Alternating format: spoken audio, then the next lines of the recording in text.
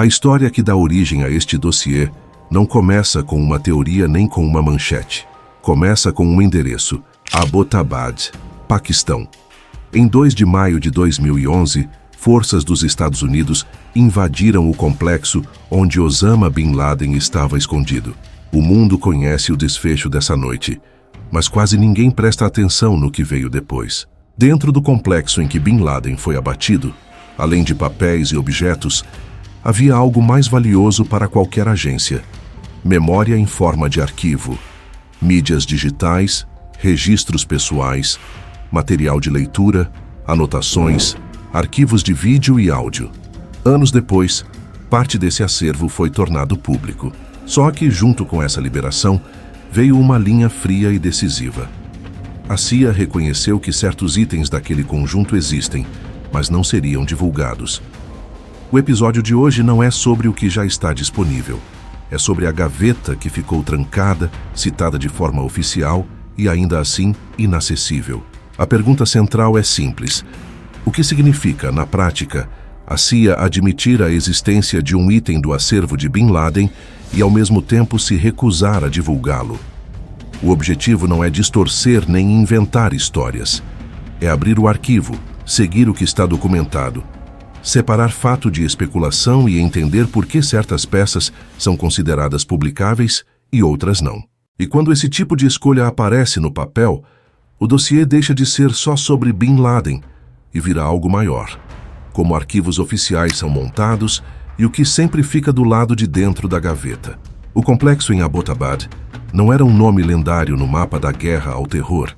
Era uma cidade paquistanesa relativamente tranquila, com rotina comum, ruas comuns e um bairro onde nada deveria chamar atenção. Foi justamente essa normalidade que tornou o local tão perturbador depois. O complexo onde Osama Bin Laden se escondia não estava em uma caverna remota, mas dentro de um cenário urbano, cercado de vida cotidiana. O homem mais procurado do mundo coube dentro de uma geografia simples, mas ao mesmo tempo estratégica. Osama Bin Laden não era apenas uma figura de propaganda.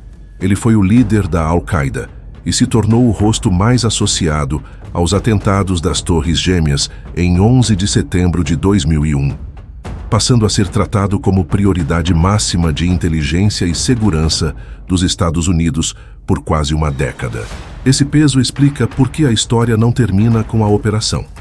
Quando alguém assim é encontrado, o que está em jogo não é só capturar ou eliminar um alvo. É entender rede, método, comunicação, disciplina interna, decisões e, principalmente, quais peças de informação ainda poderiam estar vivas fora daquele muro.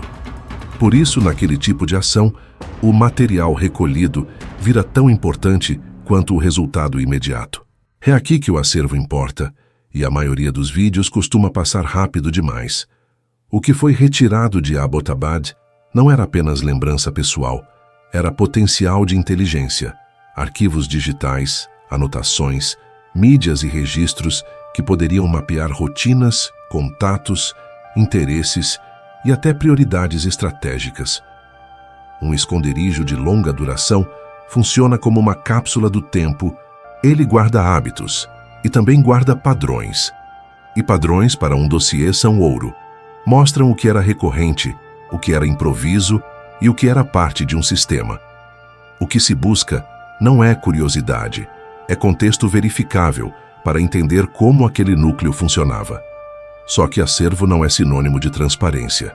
Entre o que é coletado e o que chega ao público, existe uma triagem dura, feita com critérios que nem sempre são explicados em detalhe.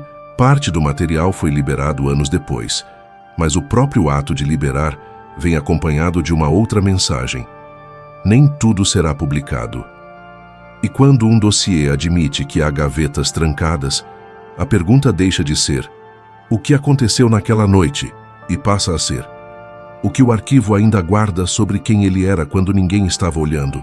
É nessa transição que o caso muda de natureza. As equipes recolhem o que pode ser transportado e identificado depois. Tudo o que parece banal entra no inventário. Depois, vem o trecho menos cinematográfico e mais determinante: a triagem. O material recolhido precisa ser separado, classificado, copiado, analisado e cruzado com o que já se sabe. É um processo frio, feito em camadas, onde cada arquivo recebe um destino. Alguns itens são considerados úteis para entender redes e procedimentos. Outros viram apenas registro histórico.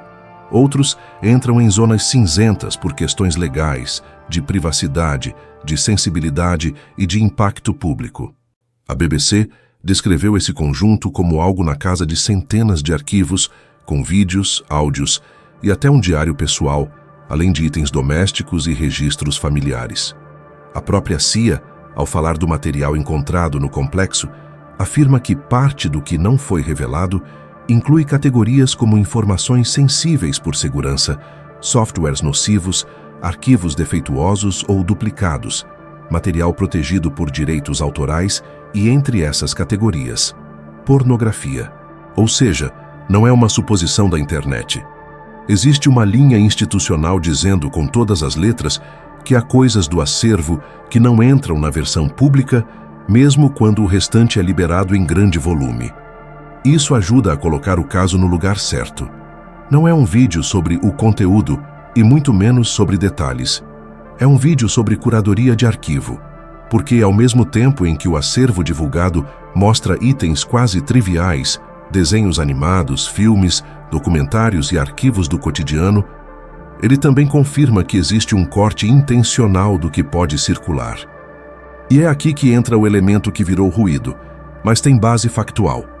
Logo após a operação, autoridades vazaram à imprensa que material pornográfico teria sido encontrado no esconderijo, sem detalhar origem, contexto ou autoria, e isso ganhou vida própria como manchete.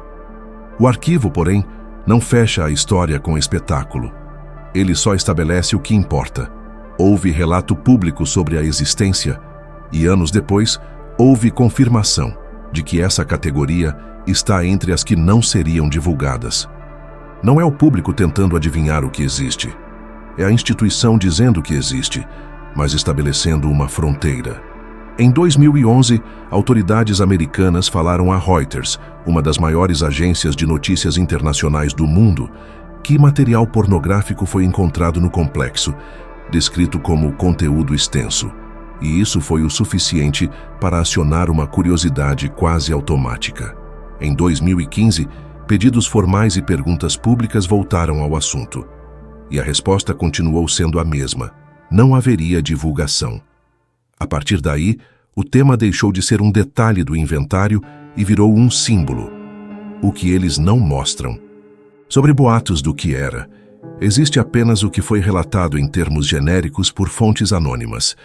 A Reuters descreveu os conteúdos adultos de Osama Bin Laden como vídeos modernos gravados eletronicamente, sem especificar títulos, origem, contexto ou qualquer detalhe verificável. Alguns veículos repetiram essa descrição e acrescentaram que seriam vídeos digitais e em grande quantidade. Mas esse tipo de ampliação não vem acompanhado de prova pública. E é justamente aí que o dossiê precisa ser frio.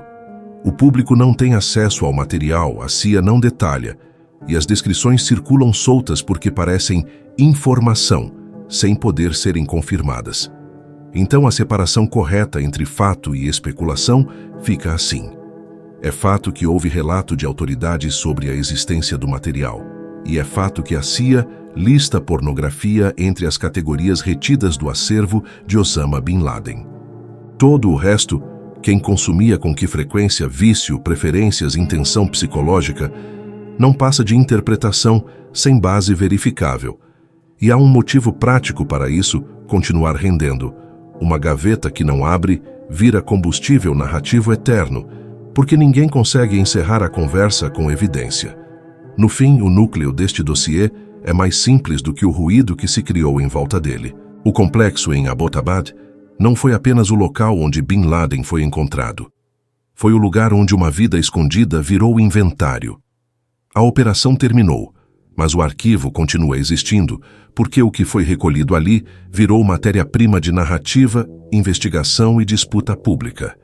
E é exatamente nesse ponto que o tema do vídeo se fecha, não no detalhe que o público quer consumir, mas no mecanismo que decide o que o público pode ver.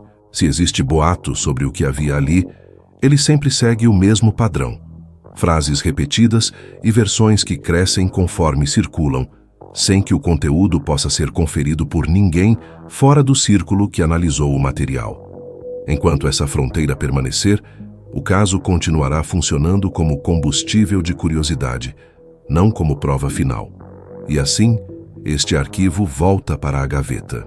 Curtiu esse vídeo e quer ver mais vídeos históricos, arquivos misteriosos e casos que não foram solucionados?